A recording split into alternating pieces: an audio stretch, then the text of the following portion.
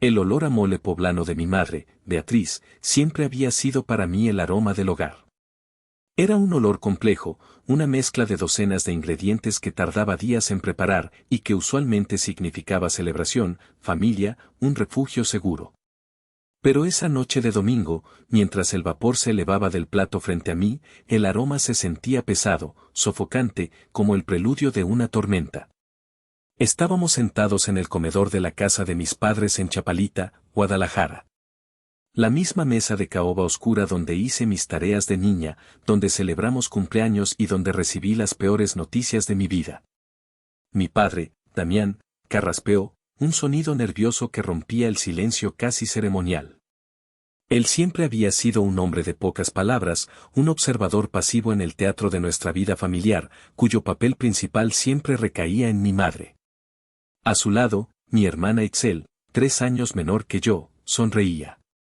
Era la sonrisa de alguien que sabe que está a punto de recibir el mejor regalo de su vida. Su esposo, Tomás, sentado a su lado, parecía incómodamente fuera de lugar, como un actor secundario que no había memorizado sus líneas. Ximena, mija, comenzó mi madre, su voz untada con una dulzura artificial que me puso en alerta máxima. Qué bueno que pudiste venir. Casi no te vemos desde que andas tan ocupada con tus cositas de la computadora. Cosas de la computadora, así llamaba ella a la empresa que construí desde cero y que vendí por 100 millones de pesos. Para ella, mi éxito era un concepto abstracto, casi un inconveniente que me mantenía alejada de mis deberes familiares. Forcé una sonrisa. He tenido mucho trabajo, mamá. Pero siempre tengo tiempo para ustedes. Era una mentira. Últimamente, cada visita se sentía como una obligación, una preparación para la siguiente petición. Pues, qué bueno, continuó, dejando su cubierto a un lado. Porque justo de eso queríamos hablarte. Es algo importante. Algo de familia. El aire se espesó. Mi padre dejó de masticar. Itzel miró a mi madre, sus ojos brillando con anticipación. Tu hermana y Tomás, dijo Beatriz, haciendo un gesto amplio que los incluía, ya sabes que se casaron hace unos meses. Y pues, es hora de que tengan su propio nido. Un lugar digno para empezar su propia familia. Asentí lentamente. Claro. Me parece perfecto, están viendo opciones para rentar. Itzel soltó una risita que sonó como el tintineo de vidrios rotos. ¿Rentar, Ximena? Ay, por favor. Rentar es tirar el dinero a la basura. Nosotros pensamos en grande. Lo que tu hermana quiere decir, intervino mi madre, tomando el control de la conversación, es que han estado viendo casas. Hay unas preciosas en Puerta de Hierro. Unas vistas espectaculares, seguridad, todo lo que una pareja joven y decente necesita. Puerta de Hierro. Uno de los fraccionamientos más exclusivos y caros de toda la ciudad. Sentí un nudo helado en el estómago. Sabía exactamente a dónde se dirigía esto. Eso suena, caro, dije, mi voz apenas un susurro. Y lo es, confirmó mi madre, su tono volviéndose más firme, la dulzura evaporándose para revelar el acero que había debajo. Imposible para ellos solos. Tomás tiene un buen trabajo en el banco, y nuestra Itzel está haciendo sus pininos en marketing, pero para algo así, se necesita una ayuda. Una ayuda grande. Me quedé callada, mirándola fijamente. Esperé a que lo dijera. La vi tomar aire, inflar el pecho como una paloma a punto de picotear. Y hemos estado pensando, dijo, su mirada clavada en la mía, sin parpadear. Pensamos que, como buena hermana que eres, y ahora que Dios te ha bendecido con tanto, pues, lo correcto es que tú les compres su casa. La frase quedó suspendida en el aire, vibrando con una audacia monumental. No era una pregunta. No era una sugerencia. Era una orden. Miré a mi padre, buscando una pizca de disidencia, de sorpresa, de vergüenza. No encontré nada. Solo una mirada de resignación mientras estudiaba con sumo interés el patrón de su plato. Miré a Itzel. Su sonrisa se había ensanchado, llena de un triunfo descarado. Mi garganta se sentía seca. Que yo, les compre una casa. Claro, dijo Itzel, como si fuera la cosa más obvia del mundo. Tú tienes tu penthouse, lo pagaste de contado. Vives sola. A ti te sobran los millones, ¿qué te cuesta ayudarnos a empezar? Es lo que hacen las familias, ¿no? Se apoyan. El cinismo de sus palabras me robó el aliento. Apoyo. Ellos llamaban a esto apoyo. Esto era una extorsión con sabor a mole. Y para que veas que no somos unos aprovechados, añadió mi madre rápidamente, hemos decidido darte una opción. Es muy simple, en realidad. Se inclinó hacia adelante, su voz bajando a un tono conspirador y amenazante. O les compras la casa a tu hermana y a su esposo, una casa decente como se merecen, o te olvidas de que tienes familia, Ximena. Así de fácil. Tú eliges, tu dinero o nosotros. El silencio que siguió fue absoluto, tan denso que podía sentirlo presionar mis tímpanos. El olor del mole ahora me revolvía el estómago. Ya no era el aroma del hogar. Era el hedor de la traición. Me quedé helada, mirando sus rostros expectantes, y en ese instante, un archivo de agravios, una vida entera de desprecios y favoritismos, se abrió de golpe en mi mente. La cena no había terminado, pero para mí, algo mucho más grande acababa de romperse para siempre. Mientras el ultimátum de mi madre resonaba en el comedor, mi mente se desconectó del presente y viajó 13 años atrás. El recuerdo era tan vívido que casi podía sentir el rasposo tul del vestido barato que me habían comprado. Mis 15 años. La quinceañera. El supuesto día más importante en la vida de una joven mexicana, la transición de niña a mujer. Mi transición había sido, modesta. Por decirlo suavemente. La llamaron una celebración íntima. Nos reunimos unos 20 familiares en Los Cántaros, un restaurante de comida típica que, aunque decente, estaba lejos de ser elegante. No hubo un gran salón, ni chambelanes con trajes a juego, ni un DJ. Solo un trío musical que tocaba boleros desafinados en una esquina. Mi vestido era de color rosa pálido, comprado en una tienda departamental del centro. Mi madre me lo había dado diciendo, es muy fino, mija.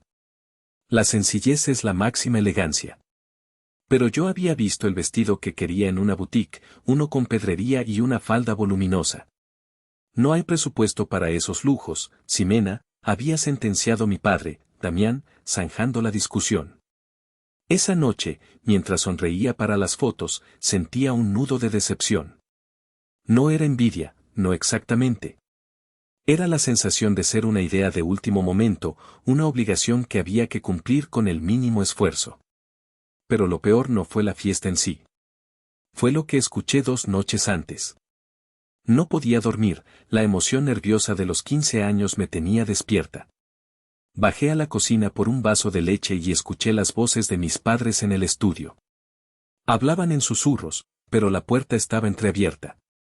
¿Estás seguro, Damián?, decía mi madre. Es mucho dinero para guardar. Podríamos usar una parte para mejorar la fiesta de Ximena. No, Beatriz, respondió mi padre, su voz firme como pocas veces la había oído. Ese dinero no se toca. Es el fondo para la fiesta de Itzel. Tiene que ser perfecta. Ella es diferente, es más, delicada. Sueña con una fiesta de princesa, y se la vamos a dar. Ximena es más práctica, ella entiende. Ella entiende. Esa frase se me clavó en el pecho. No entendía. Tenía 14 años y lo único que entendía era que mi sueño no importaba tanto como el sueño futuro de mi hermana. Me retiré a mi cuarto en silencio, con las palabras de mi padre repitiéndose en mi cabeza. Me tragué las lágrimas y al día siguiente, fingí que todo estaba bien. Fingí que mi fiesta íntima era exactamente lo que siempre había querido. 3 años después, llegó la quinceañera de Itzel. Y fue, tal como mi padre había prometido, la fiesta de una princesa.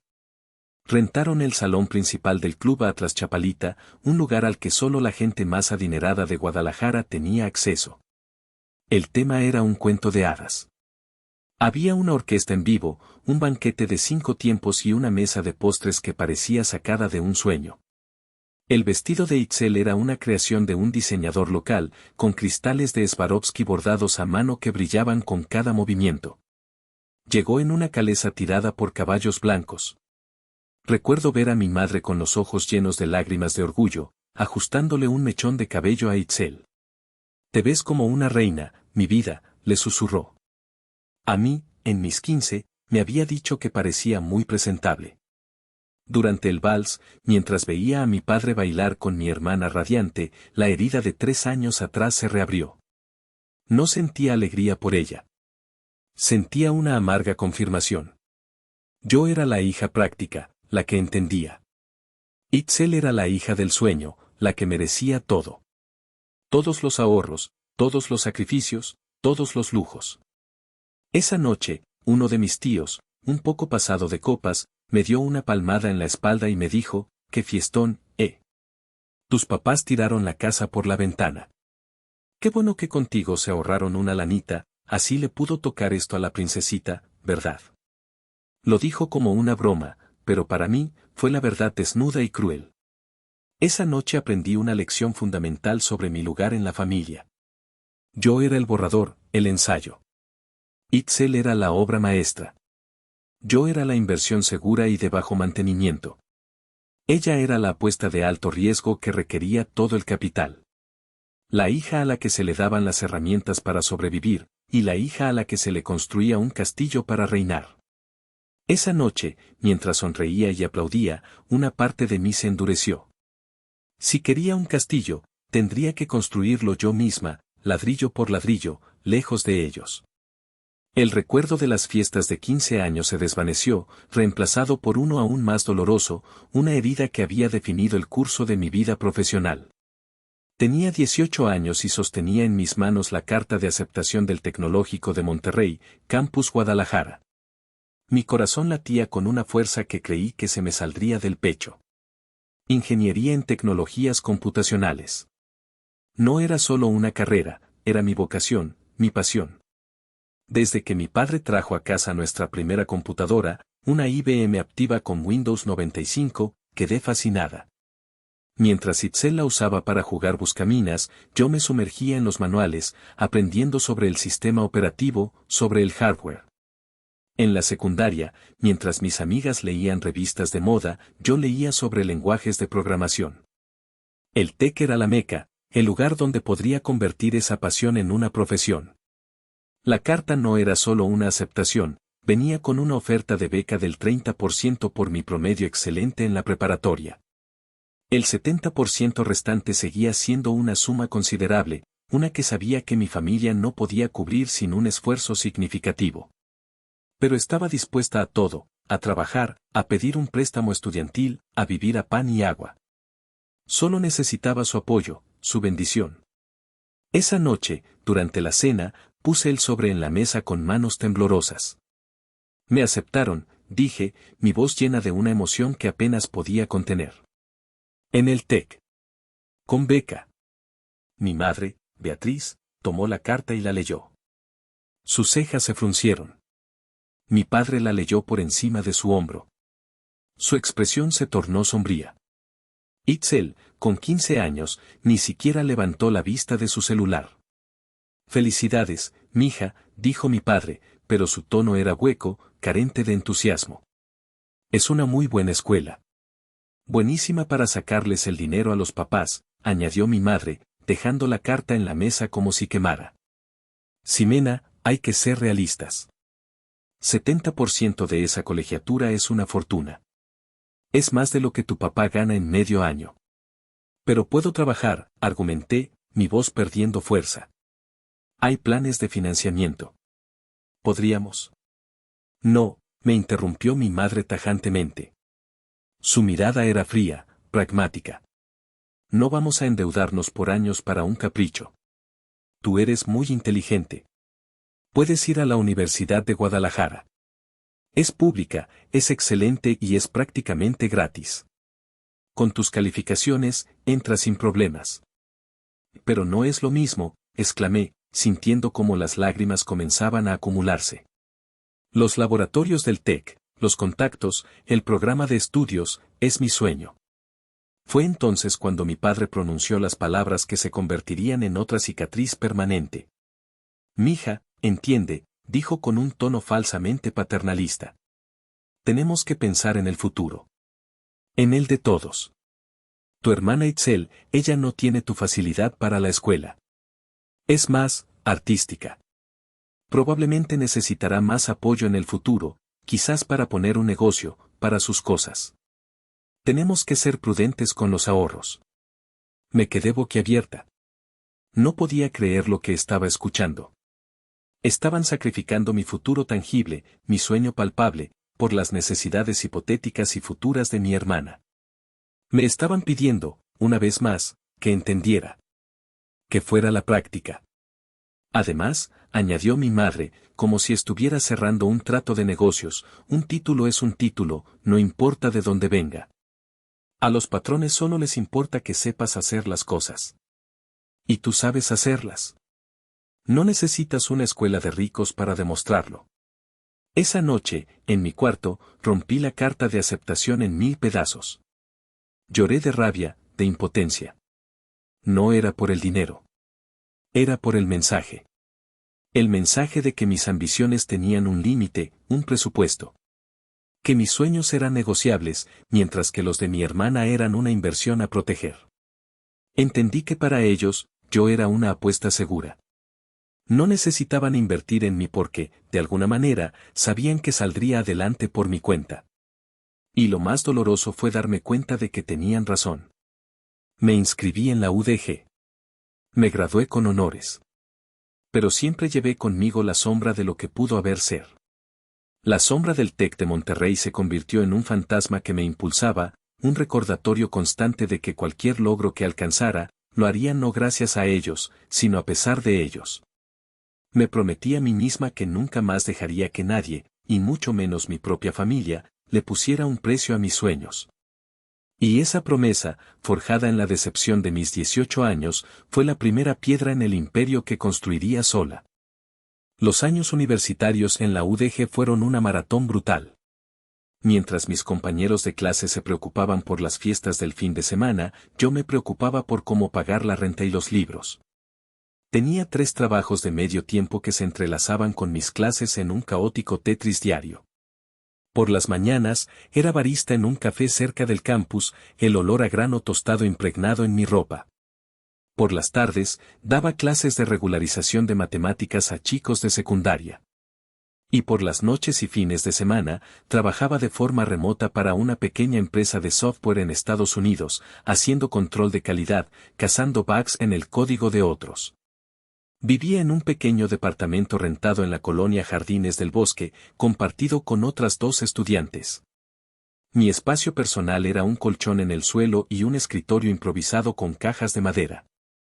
Fue en ese escritorio, bajo la luz parpadeante de una lámpara barata, donde nació Organízate. La idea surgió, irónicamente, de la voz de mi madre en mi cabeza. Durante toda mi adolescencia, me había criticado por mi supuesto desorden. ¿Por qué no puedes ser más organizada, como una señorita?, me decía, ignorando deliberadamente que el cuarto de Itzel parecía perpetuamente el epicentro de un huracán. Mi desorden no era de pereza, sino de agotamiento. Mi vida era un caos de horarios, fechas de entrega y responsabilidades. Necesitaba una herramienta que me ayudara a poner orden no solo en mis tareas, sino en mi mente. Las aplicaciones de gestión de tareas que existían en el mercado eran o demasiado complejas o demasiado simples. Ninguna entendía la mente de alguien que hacía malabares con múltiples proyectos y roles. Así que decidí construirla yo misma. Cada minuto libre era para Organízate. Madrugadas enteras, alimentada por café recalentado y la pura fuerza de mi frustración, tecleando líneas de código hasta que mis ojos ardían. Los fines de semana, mientras mis compañeras de piso salían, yo me quedaba, mi único compañero el zumbido del viejo ventilador. Fue un trabajo obsesivo, solitario, pero era mío. Era mi rebelión silenciosa. Cada línea de código era un ladrillo en el castillo que me prometí construir. Después de graduarme, seguí perfeccionando la aplicación mientras trabajaba como programadora junior. Finalmente, 2 años después, la lancé en las tiendas de aplicaciones. El crecimiento fue lento al principio, pero luego, un famoso blog de tecnología la descubrió. La llamaron la navaja suiza de la productividad personal. Y explotó. Los usuarios se contaban por miles, luego por cientos de miles. Empecé a recibir correos de empresas interesadas. Y entonces, llegó el correo que lo cambió todo. Era de Omnitech, uno de los gigantes tecnológicos del país. Querían una reunión. La noche antes de la gran presentación, llamé a mis padres. Aún vivía en mi modesto departamento, aunque ya no compartía. Les conté, con la voz temblorosa de emoción, sobre la reunión. Ah, qué bueno, mija, dijo mi madre, su voz distraída. Podía escuchar la telenovela de fondo. Ojalá te den el trabajito. Así ya dejas de matarte tanto. No es un trabajo, mamá. Quieren hablar de comprar la aplicación. ¿Comprarla? ¿Y quién va a querer comprar esas cositas que haces en la computadora? Bueno, tú échale ganas. Oye, por cierto, tu hermana necesita una laptop nueva para la universidad, a ver si le puedes ayudar con algo, ¿no? Colgué el teléfono sintiendo un vacío helado. Ni una pregunta sobre la app, ni una palabra de aliento. Solo la necesidad perpetua de mi hermana. La reunión con Omnitech fue surrealista. Yo, con mis 27 años y un traje sastre que había comprado a crédito, sentada en una sala de juntas con vistas a toda la ciudad. Explicando mi código a un grupo de ejecutivos que ganaban en un mes lo que yo en toda mi vida. Una semana después, llegó la oferta. 100 millones de pesos. Leí el número en el correo electrónico una y otra vez. 100 millones de pesos mexicanos. Sentí que el suelo se movía. Me reí, lloré, y luego me quedé sentada en silencio durante una hora, simplemente mirando la pantalla. Lo primero que hice fue llamar a mi tía Carmen. Ella gritó de alegría y lloró conmigo por teléfono. Lo segundo fue llamar a mis padres. Mamá, ¿estás sentada?, le pregunté. Ay, Ximena, no estoy para juegos, ¿qué pasó? Vendí la aplicación. Por 100 millones de pesos. Hubo un silencio al otro lado de la línea. Pude escucharla hablarle a mi padre. Luego, su voz volvió, extrañamente calmada. 100 millones. Vaya. Qué bien, mija. Qué bueno que te fue bien. Oye, no se te olvide que el boiler de la casa ya no funciona bien, para que nos eches una mano con eso. Y felicidades, claro. Felicidades, claro. Como un pensamiento de último momento. No hubo celebración, no hubo orgullo desbordado. Mi éxito monumental fue recibido con la misma indiferencia que un 5 en un examen parcial. Para ellos, no había construido un imperio. Simplemente, había abierto una nueva sucursal del banco familiar. Y yo, tontamente, era la única cajera. Un año después de convertirme en millonaria, Itzel anunció su compromiso con Tomás. La noticia no me sorprendió. Lo que sí me sorprendió fue la rapidez con la que mi familia asumió que yo sería la patrocinadora oficial del evento. Mi madre me llamó al día siguiente del anuncio, no para compartir su alegría, sino para discutir el presupuesto. Ximena, estuve viendo salones, me dijo, su voz llena de una energía que rara vez mostraba. Hay uno en Eliad que es un sueño.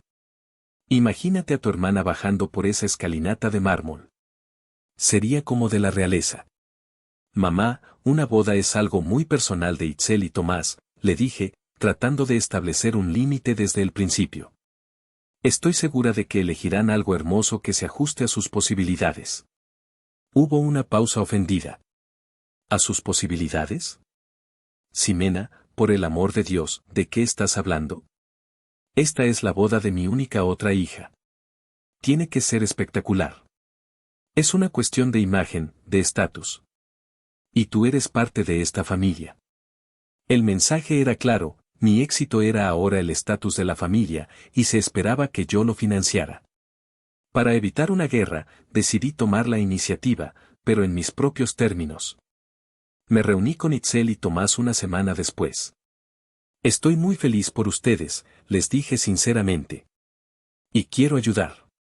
He pensado en darles un regalo de bodas para que lo usen en lo que más necesiten. Son 400,000 pesos. Tomás se quedó boquiabierto. Ximena, eso es increíblemente generoso. No sabemos qué decir. Parecía genuinamente agradecido. Itzel, sin embargo, forzó una sonrisa. Gracias, hermanita. Es un lindo detalle. Pude ver la decepción en sus ojos.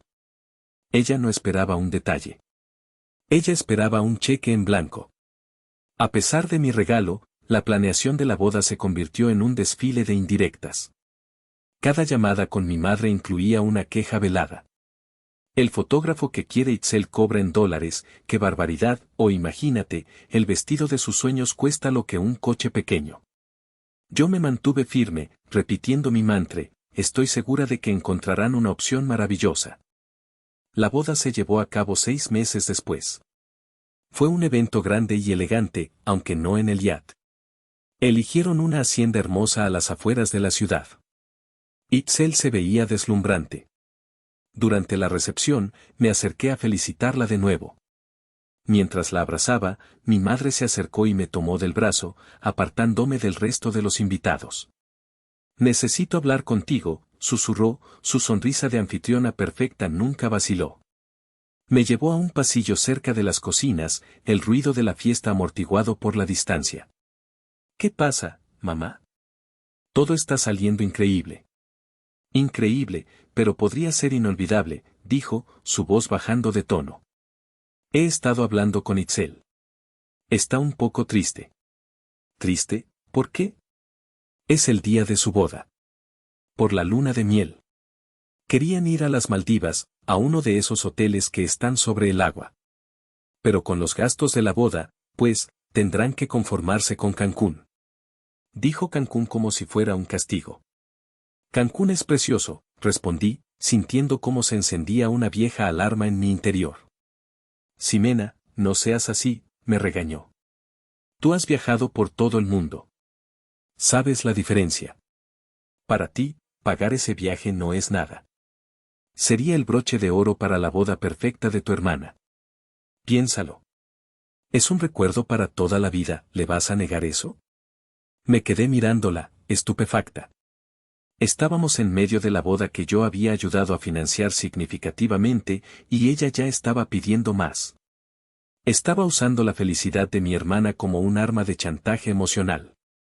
Miré a través del pasillo hacia la pista de baile. Vi a Itzel riendo con sus amigas, ajena a la transacción que se estaba llevando a cabo en su nombre.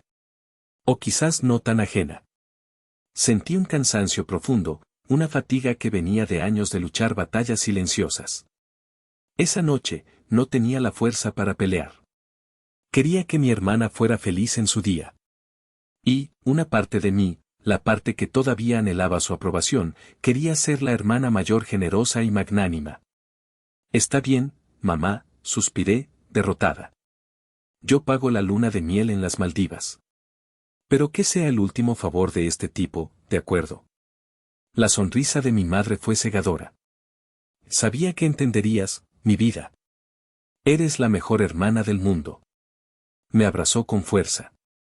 Pero su abrazo no se sintió cálido. Se sintió como el cierre de un trato. Volví a la fiesta justo a tiempo para el brindis. Mientras todos levantaban sus copas por la felicidad de los novios, yo levanté la mía con un sabor amargo en la boca. Estaba brindando por ellos, sí, pero también estaba brindando por mi propia estupidez. Acababa de enseñarles una lección peligrosa, que mis límites eran flexibles y que mi cuenta bancaria estaba siempre abierta para sus sueños. El viaje a las Maldivas fue solo el comienzo. Tras la luna de miel, Itzel y Tomás se mudaron temporalmente al cuarto de invitados de la casa de mis padres. La excusa era ahorrar para el enganche de un departamento. Al principio, me pareció una decisión sensata. Pero las semanas se convirtieron en meses, y el ahorro parecía ir en dirección contraria. Cada vez que veía a Itzel, llevaba un bolso de diseñador nuevo o zapatos que costaban más que mi renta de la universidad. Su Instagram se convirtió en una galería de brunches caros, escapadas de fin de semana a San Miguel de Allende y sesiones de compras en las boutiques más exclusivas de Andares. Cuando le pregunté casualmente sobre sus planes de mudanza, ella se quejó. «Ay, Ximena, es que no tienes idea de lo caro que está todo», me dijo un día mientras tomábamos un café. «Los precios de las rentas en una zona decente son un robo. Es tirar el dinero». «Pero ambos tienen buenos trabajos», le recordé. Ella rodó los ojos. «Claro, pero no todos somos millonarios que pueden comprarse un penthouse de la noche a la mañana. Algunos tenemos que ser prácticos». La ironía de que me llamara poco práctica mientras sostenía un bolso de 30,000 pesos era casi cómica. Pero no me reí. La campaña de presión no venía solo de ella. Mi madre era la verdadera estratega. Utilizaba el grupo de WhatsApp familiar como su principal campo de batalla. Empezó sutilmente. Una foto de un arreglo floral con el texto, «Qué bonito detalle le quedaría a Itzel en la entrada de su casita nueva». Luego, escaló. Empezó a enviar enlaces de portales inmobiliarios. «Miren esta belleza en Puerta de Hierro, qué cocina. Justo como la que siempre soñó mi niña». El mensaje no era para todos. Era para mí. Cada enlace era un dardo, una notificación push de la expectativa familiar. Las cenas de los domingos se volvieron insoportables. Se convirtieron en monólogos de mi madre sobre la crisis inmobiliaria. «Es una vergüenza», decía, cortando su filete con indignación. «En mis tiempos, una pareja joven trabajadora podía aspirar a tener su propio hogar. Ahora es imposible. Pobre de esta generación». Y al decir pobre de esta generación, su mirada se posaba en Itzel con lástima, y luego se desviaba hacia mí con un peso acusatorio. Mi padre, Damián, jugaba su papel a la perfección, el coro silencioso. Asentía con la cabeza, suspiraba en los momentos adecuados. Tiempos difíciles», murmuraba, sin atreverse a contradecir a mi madre, pero validando su discurso con su pasividad.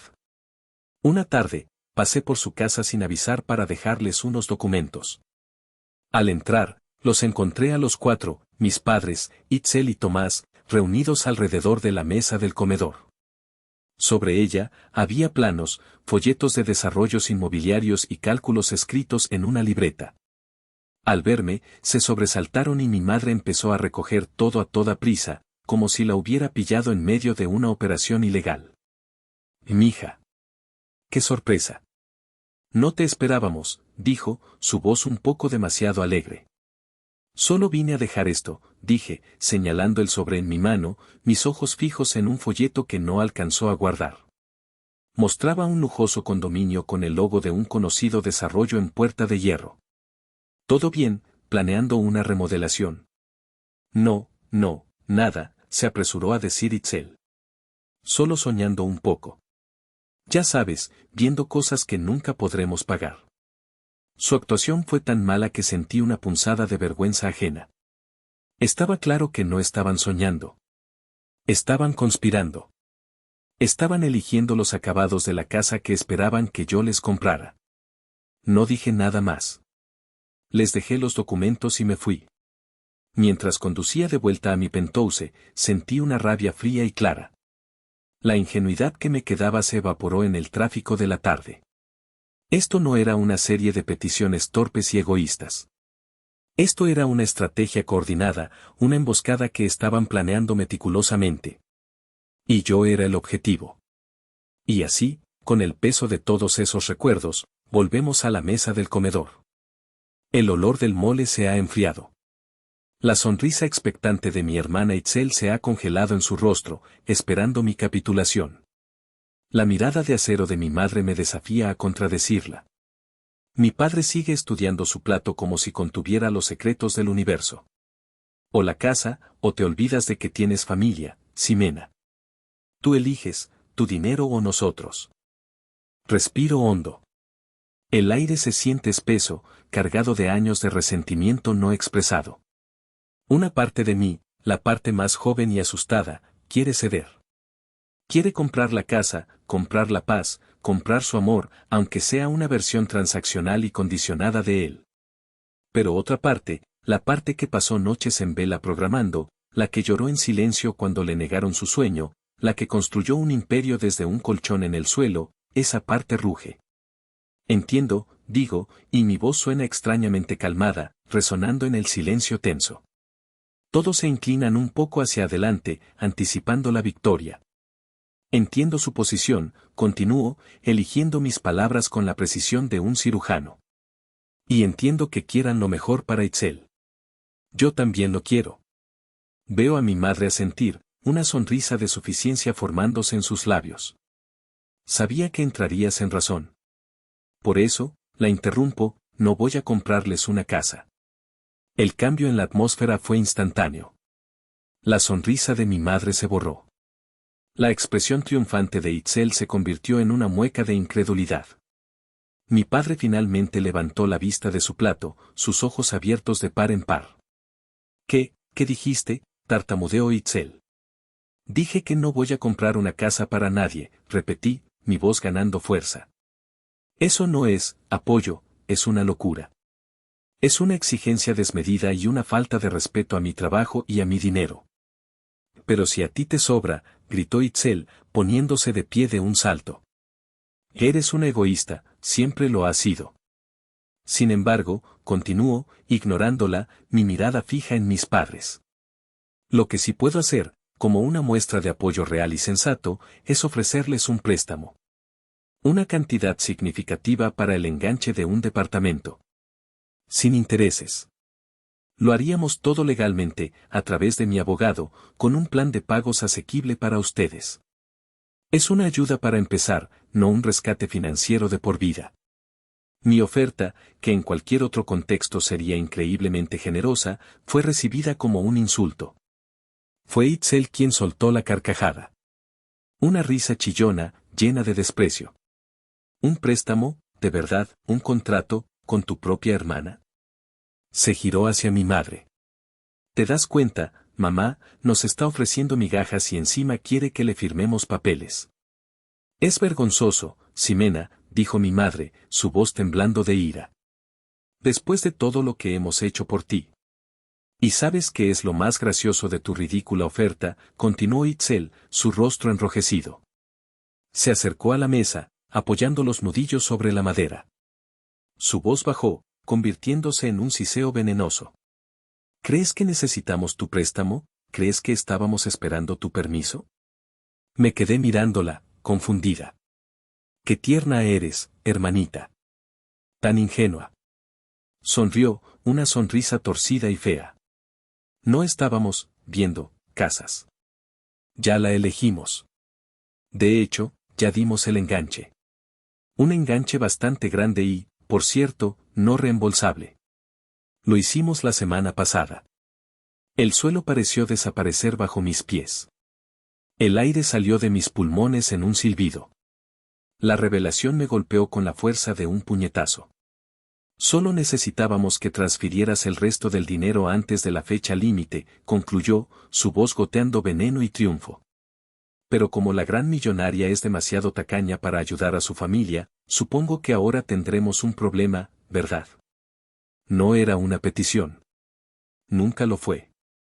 Era una trampa. Habían creado una situación irreversible, una crisis artificial, para forzar mi mano. Me habían arrinconado, apostando a que mi amor por la familia, o mi miedo a perderla, sería más fuerte que mi sentido común. Me levanté lentamente de mi silla. El comedor, que momentos antes se sentía sofocante, ahora parecía vasto y vacío. Miré sus rostros, la furia calculada de mi madre, el triunfo cruel de mi hermana, la patética cobardía de mi padre. Ya no eran mi familia. Eran un cartel, y yo era su marca. Sin decir una palabra más, tomé mi bolso y caminé hacia la puerta. ¿A dónde crees que vas?, gritó mi madre. No hemos terminado. Oh, sí, dije, girándome por última vez en el umbral, mi voz tan fría como el hielo. Terminamos. Para siempre. Salí de la casa y cerré la puerta detrás de mí. El sonido del cerrojo encajando en su lugar fue el sonido más liberador que había escuchado en toda mi vida. La noche después de la emboscada fue la más larga de mi vida. Me senté en el balcón de mi penthouse, con la vista panorámica de Guadalajara extendiéndose bajo mis pies. Las luces de la ciudad parpadeaban como un millar de estrellas caídas, pero yo no veía nada. Mi mundo se había reducido al eco de las palabras de mi hermana, ya dimos un enganche no reembolsable. La audacia. La manipulación. La crueldad calculada de todo el plan. Lloré. No de tristeza, sino de rabia. Una rabia pura, incandescente, que quemaba las lágrimas antes de que pudieran caer. Lloré por la niña de 14 años a la que le dijeron que entendía. Lloré por la joven de 18 a la que le robaron su sueño. Y lloré por la mujer de 28 que finalmente se dio cuenta de que la familia que tanto había intentado complacer nunca la había querido de verdad. Solo querían lo que podía darles. Cuando el sol comenzó a teñir el cielo de naranja y morado, la rabia se transformó. Se convirtió en una resolución fría, dura como el diamante. No iba a ser su víctima. No iba a dejar que me destruyeran. Iba a pelear. Pero no en sus términos. No con gritos y dramas familiares. Iba a pelear en mi terreno, con inteligencia, estrategia y una ejecución impecable. Mi primer movimiento fue llamar a la única persona en mi familia que siempre me había visto por quien era, mi tía Carmen, la hermana menor de mi madre. Le conté todo, mi voz temblorosa al principio, pero fortaleciéndose con cada palabra. Lo sabía, dijo tía Carmen, su voz cargada de una tristeza resignada. Escuché a tu madre y a Itzel cuchicheando sobre un plan infalible hace semanas. No quise creer que fueran capaces de algo tan bajo. Lo siento tanto, mija. Siento no haberte advertido. No es tu culpa, tía. Es de ellas, le aseguré. Pero ahora necesito que me digas una cosa, ¿crees que se detendrán aquí? Hubo una pausa.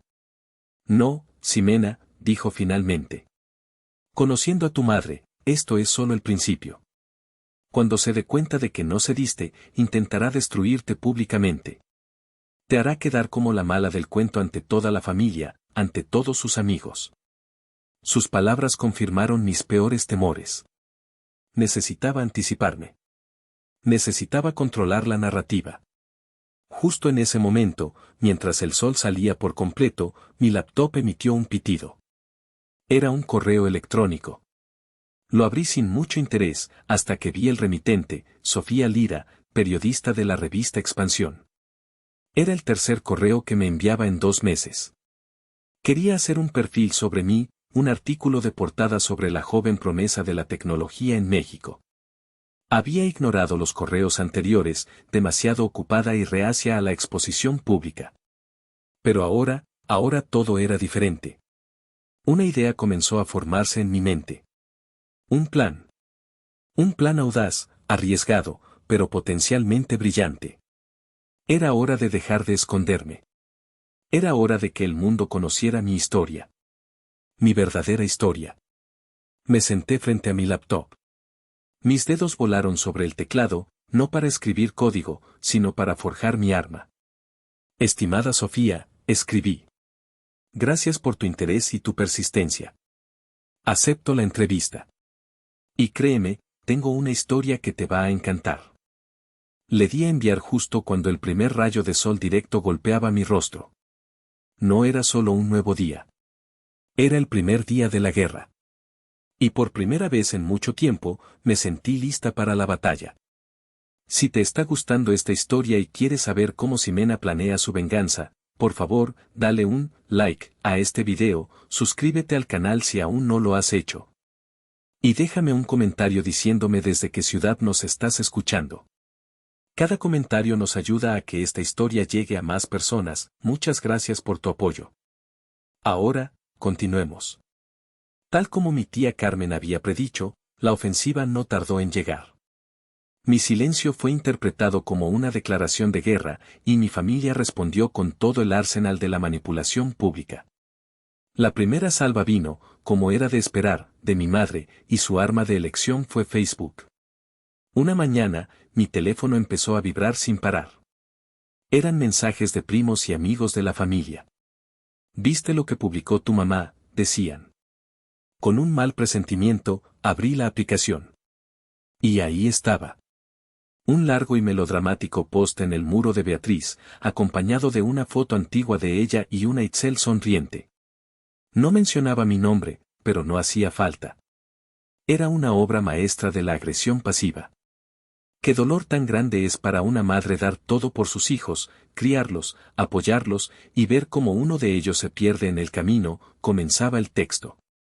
Es triste cuando el dinero y el éxito material se vuelven más importantes que la sangre. Cuando un corazón se endurece tanto que es incapaz de ayudar a su propia hermana en el momento más importante de su vida. Rezo para que algún día recupere el rumbo y recuerde los valores que intentamos enseñarle.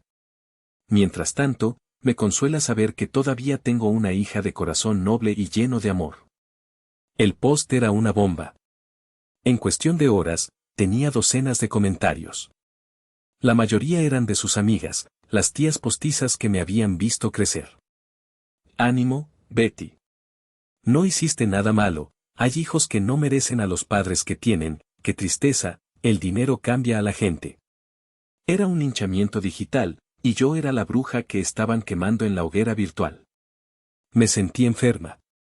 Quería responder, desmentir, gritar mi versión de la historia. Pero sabía que sería inútil. Cualquier cosa que dijera solo añadiría leña al fuego, me haría ver como la hija problemática que confirmaba su narrativa. Así que no hice nada. Bloqueé a mi madre, a mi padre y a Itzel de todas mis redes sociales. Fue un acto de autopreservación, pero se sintió como una retirada táctica. La siguiente ofensiva fue en persona. 2 semanas después, era el cumpleaños de mi tía Carmen. Ella me había llamado para insistir en que fuera. No dejes que te saquen de la familia, Ximena. Esta es tu gente también. No te escondas. Acepté, sabiendo que sería una prueba de fuego. Y lo fue. La fiesta era en el jardín de su casa. Apenas entré, sentí todas las miradas sobre mí. Mis padres e Itzel estaban en el centro de un grupo, y al verme, la conversación se detuvo abruptamente. Mi madre me lanzó una mirada que podría haber congelado el infierno. Itzel me ignoró por completo, girándose para hablar animadamente con una prima. Traté de mantenerme serena. Saludé a mi tía Carmen, le di su regalo y me uní a un grupo de primos más jóvenes que siempre me habían tratado con normalidad. Pero era imposible escapar de la tensión. Podía sentir las olas de hostilidad que emanaban del epicentro familiar. El clímax llegó con el pastel. Después de cantar las mañanitas, mientras todos comíamos, una de las amigas de mi madre, una mujer particularmente chismosa llamada Gloria, se me acercó. Oye, Ximena, qué calladita has estado, dijo en un tono falsamente dulce. Andas muy perdida. Tu mami está muy triste, ¿sabes? Dice que ni le contestas el teléfono. Antes de que pudiera responder, mi madre se unió a la conversación, como si hubiera sido una señal. Déjala, Gloria. Mi hija ahora es una mujer muy importante. No tiene tiempo para su humilde familia. El círculo de gente a nuestro alrededor se quedó en silencio, escuchando atentamente. Era una ejecución pública. Eso no es verdad, mamá, y lo sabes, dije, mi voz baja y firme. Ah, no, replicó ella, levantando la voz para que todos la oyeran. No es verdad que tu hermana, tu única hermana, está viviendo arrimada en nuestra casa con su esposo porque no tiene donde caerse muerta, mientras tú vives en una torre de marfil. ¿No es verdad que le negaste la ayuda más básica? Yo le ofrecí ayuda, exclamé, sintiendo como la sangre me subía a las mejillas. Le ofrecí un préstamo generoso. Itzel, que se había acercado, soltó una risa burlona. ¿Un préstamo? Quería hacerme firmar un contrato como si fuera una extraña. Eso no es ayuda, eso es una humillación. Ustedes me exigieron que les comprara una casa de millones de pesos, mi voz se quebró por la indignación. Ustedes me dieron un ultimátum. Solo queríamos lo justo, gritó mi madre. Eres una malagradecida, todo lo que tienes es gracias a nosotros, a la educación que te dimos. En ese momento, mi tía Carmen intervino. Y Beatriz, ya basta, dijo, su voz resonando con autoridad.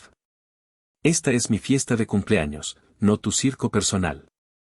Y estás mintiendo.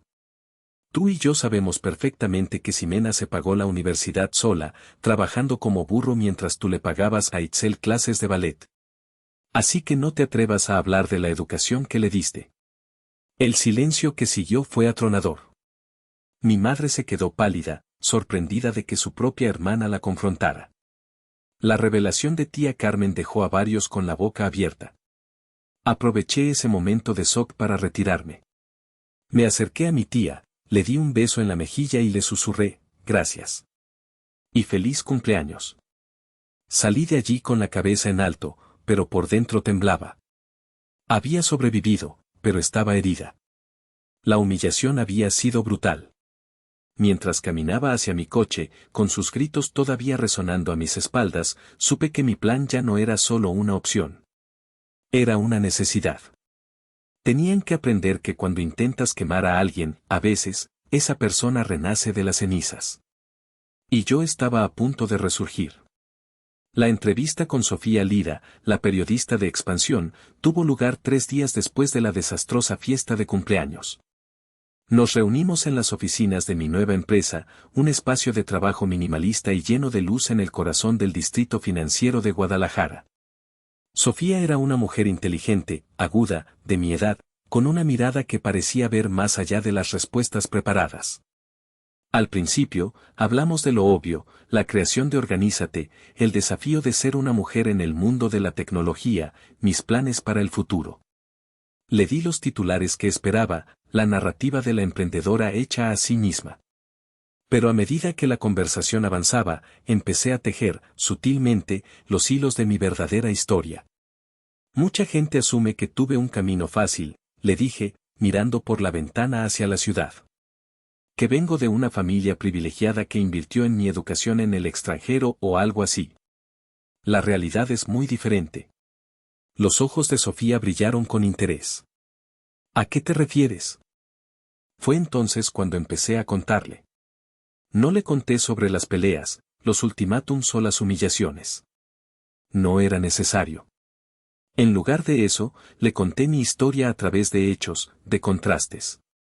Le hablé de mi sueño de ir al TEC de Monterrey y de cómo, por razones familiares, terminé en la universidad pública. No lo dije con rencor, sino como un hecho. Fue una bendición disfrazada, le dije, sonriendo. Estudiar en la UDG me enseñó a ser recursiva, a buscar oportunidades donde aparentemente no las había. Me obligó a ser creativa. Le hablé de mis 3 trabajos durante la universidad. Le describí mi rutina diaria, el maratón de correr del café a las clases de matemáticas y luego a mi trabajo de programación por la noche. Aprendí el valor del dinero muy joven, le expliqué. Cuando cada peso que ganas viene de tu propio sudor, aprendes a respetarlo. Aprendes que no es algo que se puede exigir o dar por sentado. Le conté sobre la creación de Organízate en mi pequeño departamento compartido, sobre las noches sin dormir, sobre la soledad del emprendedor.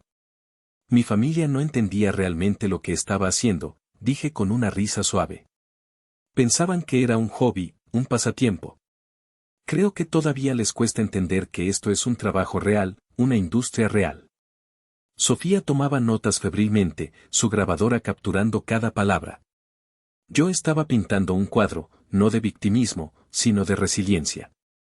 Estaba construyendo, pieza por pieza, una narrativa pública que era la antítesis de la que mi madre estaba difundiendo en Facebook. La narrativa de mi madre era sobre una hija egoísta y malagradecida. La mía era sobre una mujer que nunca recibió nada gratis y que construyó su propio éxito a base de pura determinación. ¿Y qué sigue para ti, Ximena?, me preguntó Sofía hacia el final de la entrevista. Ahora que tienes este éxito masivo, esta libertad financiera, ¿cuál es el siguiente capítulo? Era la pregunta que estaba esperando. La oportunidad de lanzar mi contraataque. Me incliné hacia adelante, mi voz llena de una pasión que no había sentido en años. El siguiente capítulo no se trata de mí, le dije. Se trata de pagar la deuda. No con mi familia, sino con la vida. Se trata de asegurarme de que otras jóvenes como yo no tengan que enfrentar los mismos obstáculos. Le conté mi plan.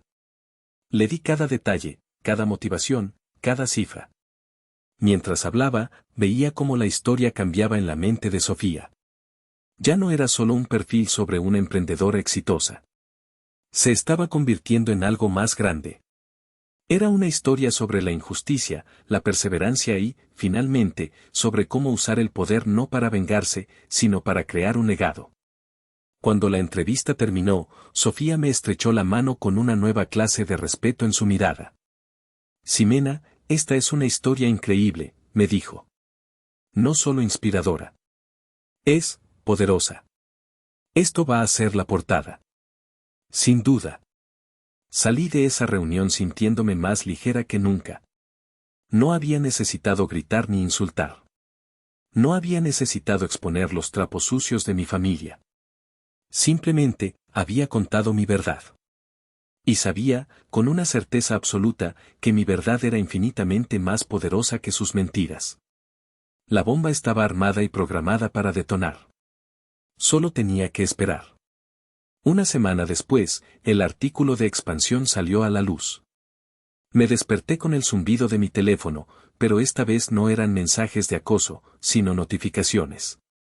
Amigos, colegas, e incluso gente que no conocía, me estaban etiquetando en enlaces al artículo en línea. Mi publicista me envió una foto de la portada de la revista en un puesto de periódicos. Ahí estaba yo. En una foto profesional, mirando directamente a la cámara con una expresión de calma y determinación. El titular, en letras grandes y audaces, decía, de la UDG a 100 millones de pesos, Ximena y la revolución de Organízate. El artículo era una obra maestra. Sofía Lira había capturado la esencia de mi historia a la perfección. Contaba mi viaje no como un cuento de hadas, sino como una batalla cuesta arriba. Mencionaba mi aceptación en el TEC de Monterrey y mi decisión de ir a la universidad pública para no ser una carga financiera para mi familia. Detallaba mis 3 trabajos, mis noches sin dormir, el escepticismo inicial de mi entorno.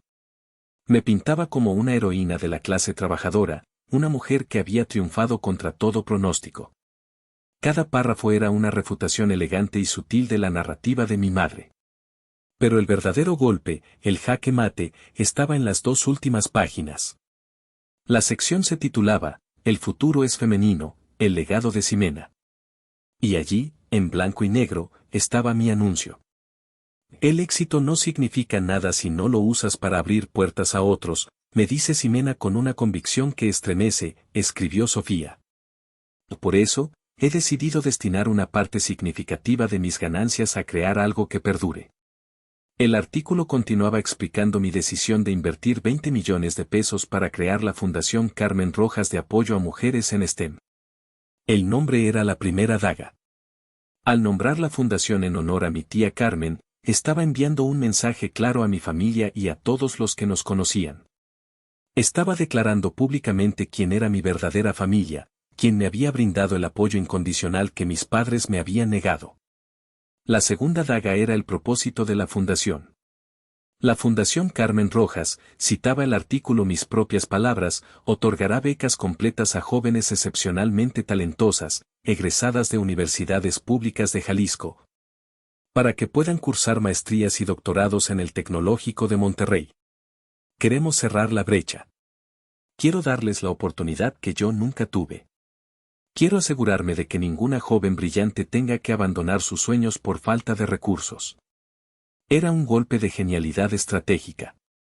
No solo estaba haciendo una obra de caridad masiva, estaba convirtiendo mi mayor herida, mi mayor humillación, en mi mayor acto de poder. Estaba reescribiendo mi propio pasado, pero esta vez, yo era la heroína que llegaba al rescate.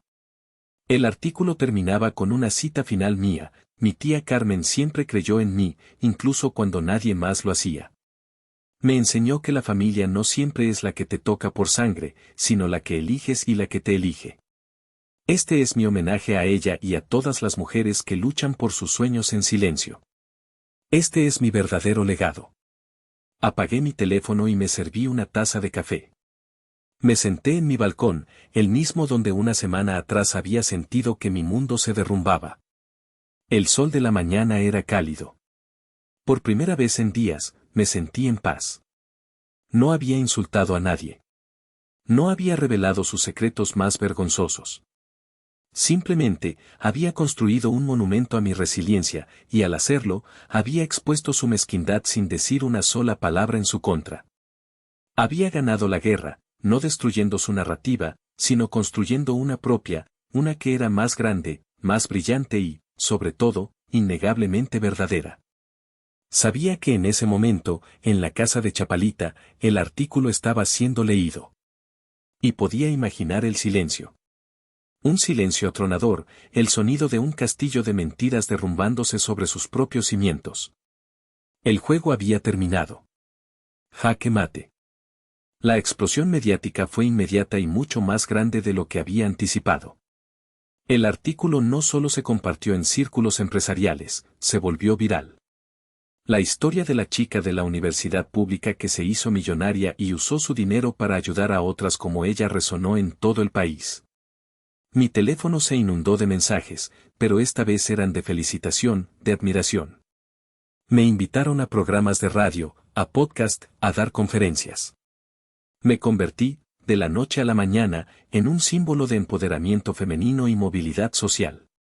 Pero el verdadero drama, por supuesto, estaba ocurriendo en un nivel mucho más personal. Mi tía Carmen me llamó esa misma tarde. No sabes el caos que has desatado, mija, me dijo, y pude escuchar una risa ahogada en su voz. Tu madre está que no la calienta ni el sol. Dice que la humillaste, que la dejaste en ridículo frente a todo el mundo al poner mi nombre en tu fundación. Ella se humilló sola, tía, respondí con calma. Lo sé, lo sé. Pero lo mejor, continuó, son los comentarios en su Facebook. La gente está empezando a conectar los puntos. Debajo de su post sobre la hija malagradecida, alguien pegó el enlace a tu artículo. Y luego otro, y otro. Ahora la sección de comentarios es un campo de batalla. La gente le está preguntando directamente, ¿esta es la hija de la que hablas? ¿Cómo puedes decir eso de alguien que está haciendo tanto bien? La justicia poética era deliciosa. Mi madre había intentado usar las redes sociales como su arma, y ahora esa misma arma se había vuelto en su contra. Sus amigas, que tan rápido la habían apoyado, ahora estaban en silencio o publicando comentarios ambiguos. El Tribunal de la Opinión Pública, que ella misma había convocado, la estaba declarando culpable. El aislamiento social fue brutal para ellos. Primos que antes los llamaban regularmente dejaron de hacerlo. Invitaciones a comidas y reuniones familiares misteriosamente dejaron de llegar. Se convirtieron en los parias, la familia cuyo drama era demasiado tóxico, demasiado público. Itzel fue quien peor lo tomó. Su identidad se basaba en ser la hija adorada, la princesa del cuento. Pero ahora, el cuento había cambiado. En la nueva narrativa nacional, yo era la heroína, y ella era la hermana egoísta y consentida que había tratado de aprovecharse. Su Instagram, antes lleno de fotos de una vida de lujo, se quedó en silencio. Según me contó un primo, no se atrevía a publicar nada por miedo a los comentarios. Había perdido su moneda más valiosa, la admiración ajena. Recibí un mensaje de voz de mi padre una noche. Era la primera vez que escuchaba su voz en semanas. Sonaba viejo, cansado. Ximena, tu madre está muy mal. No come, no duerme. Creo que te pasaste de la raya. Era un asunto familiar. No tenías por qué ventilarlo así. Solo, piénsalo. Borré el mensaje sin responder. Era el mismo argumento de siempre, la lealtad familiar por encima de la dignidad personal. El mismo intento de hacerme sentir culpable por defenderme. Pero su táctica ya no funcionaba. El escudo de culpa que me habían impuesto durante 28 años se había hecho añicos. Eran ellos quienes habían encendido el fuego. Yo solo había decidido bailar en las llamas. Pasaron 2 meses. 2 meses de un silencio bendito y productivo.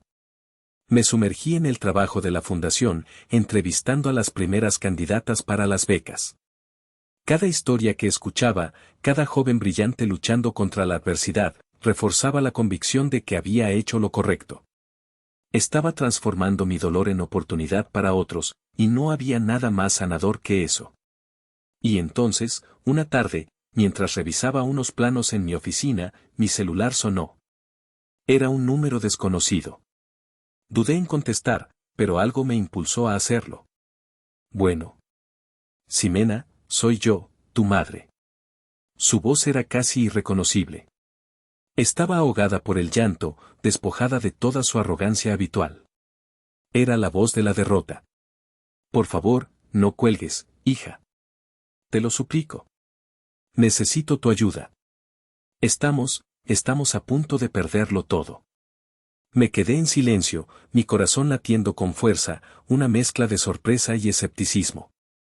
¿De qué hablas, mamá? Es tu padre, sollozó. Lo despidieron del trabajo. Con su edad, ya nadie le va a dar otra oportunidad. Y teníamos un préstamo grande que sacamos para los gastos de la boda de tu hermana. Usamos la casa como garantía. Y ahora no podemos pagar. El banco nos va a embargar. Nos vamos a quedar en la calle, Ximena. En la calle. Su desesperación sonaba tan real. Una parte de mí, una parte muy pequeña y muy antigua, sintió una punzada de piedad. La imagen de mis padres, ancianos y sin hogar, era devastadora. Por favor, hija, suplicó. Eres nuestra única esperanza. Sé que hemos cometido errores, pero somos tus padres. No puedes dejarnos así. Un poco de dinero, lo que sea, para salvar la casa. Respiré hondo, el hielo volviendo a mis venas. Mi única esperanza, repetí lentamente. Pensé que solo tenías una hija. Una de corazón noble y lleno de amor, ¿por qué no le pides ayuda a ella? No seas cruel, gritó, su verdadera naturaleza asomando entre las lágrimas. Esto es tu culpa, si nos hubieras dado el dinero para la casa de Itzel desde el principio, nada de esto estaría pasando. La culpa. Siempre la culpa. Adiós, Beatriz, dije, usando su nombre de pila por primera vez en mi vida. Hiciste tu elección. Ahora vive con ella. Colgué antes de que pudiera responder. Mis manos temblaban, pero mi resolución era firme. Me sentí monstruosa por un segundo, pero luego recordé la mesa del comedor, la humillación en la fiesta, los años de desprecio. No era un monstruo. Era una sobreviviente. Esa noche, sin embargo, la duda me carcomía, ¿y si era verdad, y si realmente iban a perder la casa? A pesar de todo, la idea me resultaba insoportable. Fue mi tía Carmen quien me sacó de la miseria al día siguiente. La llamé y le conté, con el corazón en un puño, sobre la llamada de mi madre. Tía Carmen soltó un suspiro que pareció cargar con el peso del mundo.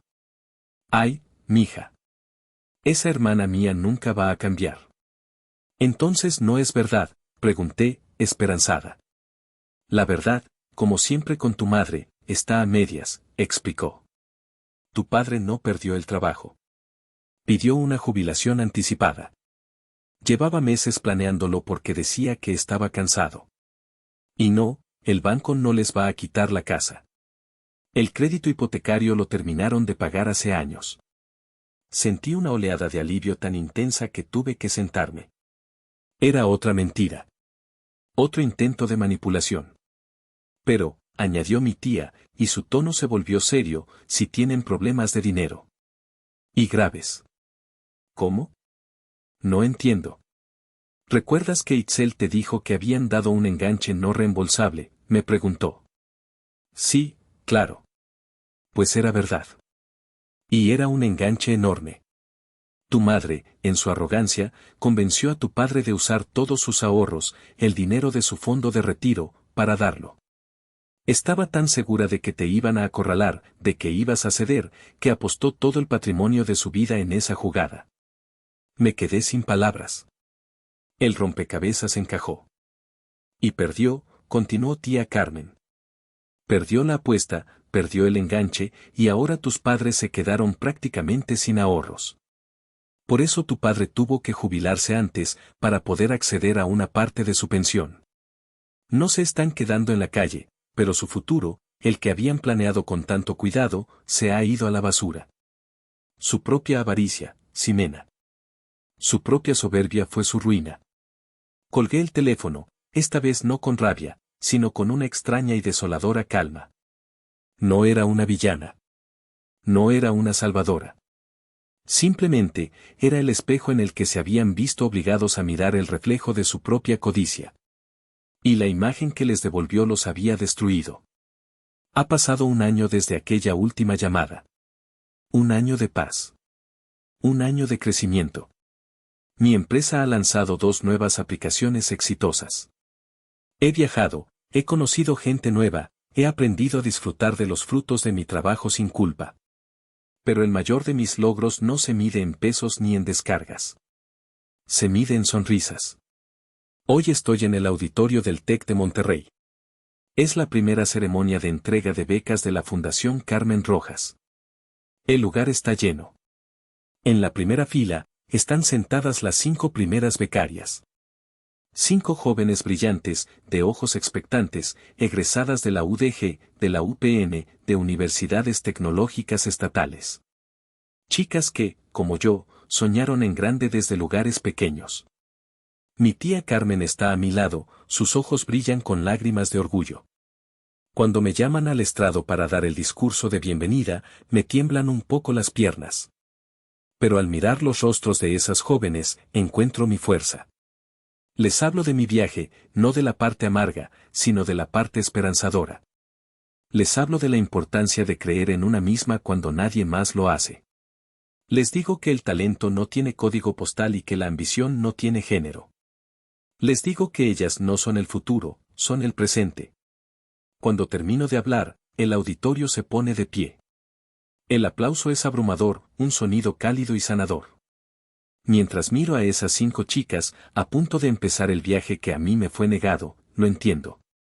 Esta es mi verdadera familia. Esta es mi tribu. Este es mi legado. No es una fundación nacida de la venganza, sino del amor. Un amor que transforma las heridas en oportunidades. No sé mucho de mis padres o de mi hermana. A través de la familia, me he enterado de que Itzel y Tomás finalmente se mudaron a un departamento rentado, pequeño y modesto.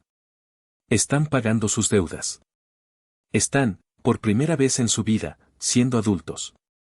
Mis padres viven de su pensión, una vida mucho más austera de la que habían planeado. Han intentado contactarme a través de otros familiares, enviando mensajes de arrepentimiento, diciendo que quieren empezar de cero. No he respondido. He elegido mi paz. He elegido mi nueva familia.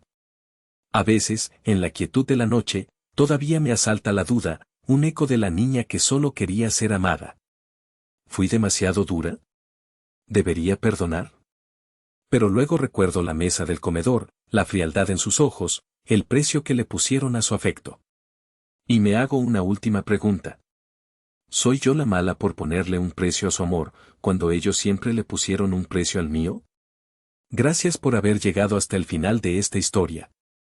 Si te ha gustado, por favor, no olvides dejar tu like, compartirla con tus amigos y suscribirte al canal para no perderte ninguna de nuestras próximas historias. Tu apoyo es lo más importante para nosotros. Hasta la próxima.